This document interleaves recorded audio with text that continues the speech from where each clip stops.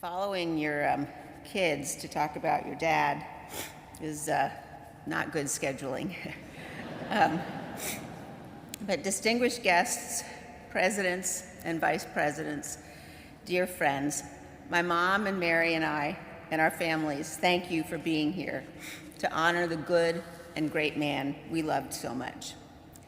A few years ago, reflecting back on nearly 40 years in public service, Dick Cheney said this: "The path I had traveled was partly due to the circumstance of my birth. Not that I had been born into a powerful or privileged family, I wasn't. But I was born an American, a blessing surely among life's greatest." My dad thought deeply about what this blessing meant, about the duties it imposed. Shortly after he became Secretary of Defense in 1989, he described departing from the Pentagon. "As my helicopter lifted off the Pentagon helipad, I could look across the river to the great monuments of Washington, Jefferson, and Lincoln, to the White House and the Capitol building, where all the great decisions that have shaped 200 years of American history were made.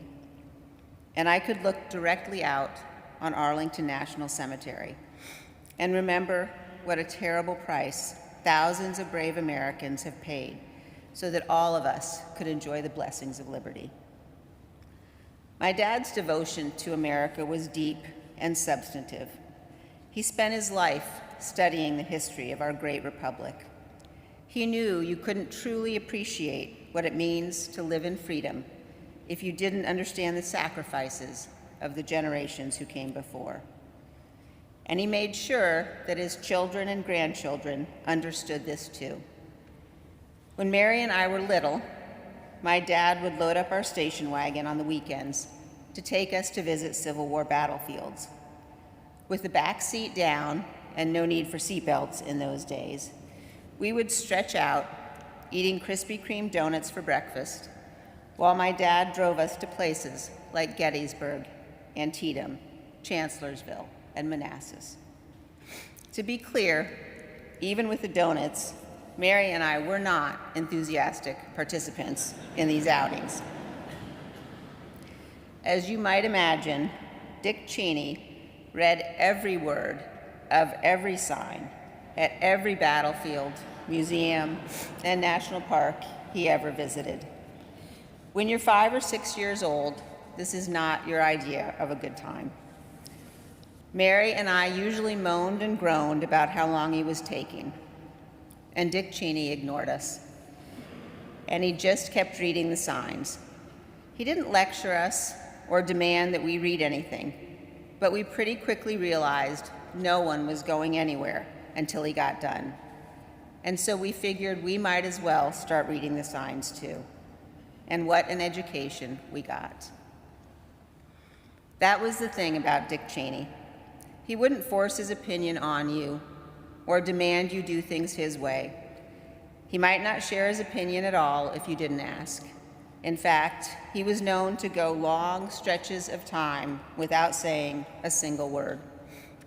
But if you watched closely, if you asked questions, if you listened when he did speak, you had the experience of seeing the world opening up in front of you, of looking at things in new ways, of benefiting from his clarity of thought, his ability to crystallize what was important and what wasn't. And he was always surprising. Many know the story of his time at Yale. If my dad heard you say he flunked out, he would correct you. No, I was asked to leave. Twice.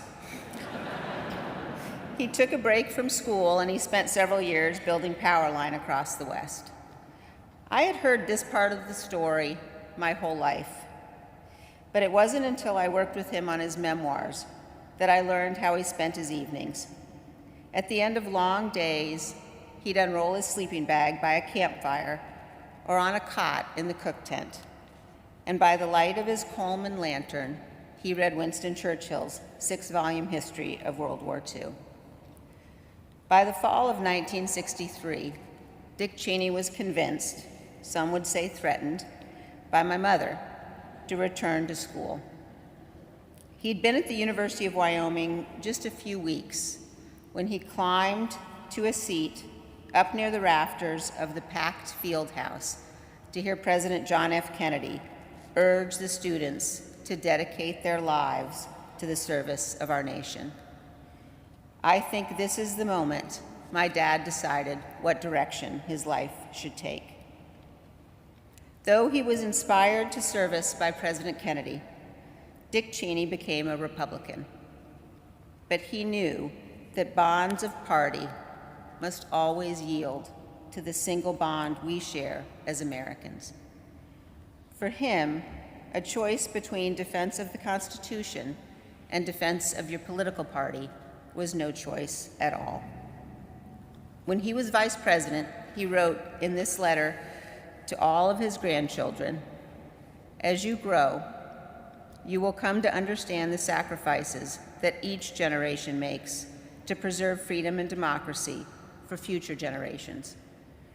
And you will assume the important responsibilities of citizens in our society. I ask of you as my grandchildren what I asked of my daughters, that you always strive in your lives to do what is right." In the last few years, God gave me one of the greatest blessings of my life, the gift of time with my dad. We spent hours sitting by the fire at his house or mine, watching football and old movies.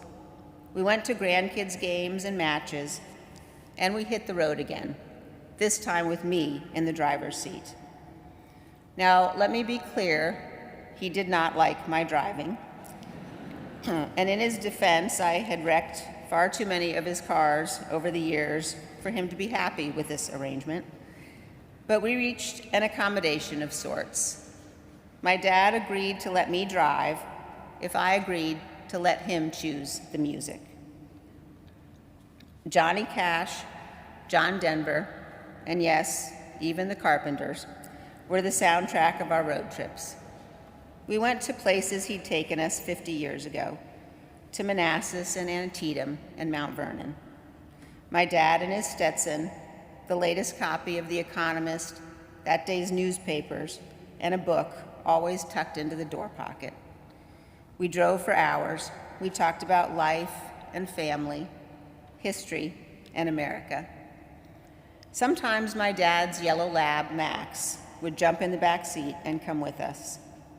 Max, like every dog we ever had, loved my dad the best. To be in my dad's company was to know safety and love and laughter and kindness. There's a picture taken several years ago of him in his cowboy hat and jeans, in a fleece jacket. He has his arm around one of his young grandsons, who's leaning into his warm embrace. Looking at that picture last week, my mom put it best when she said that's what he was to all of us. He was a giant to the end, a lion of a man who loved and served this great republic.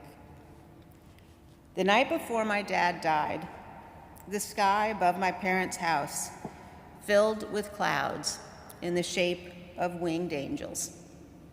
I'd never seen anything like it. It seemed indeed that angels and archangels and all the company of heaven had come to watch over him. As my dad left this earth, his last words were to tell my mother he loved her. And now, all of us who loved him so dearly say to him, "Good night, sweet dad. May flights of angels sing thee to thy rest."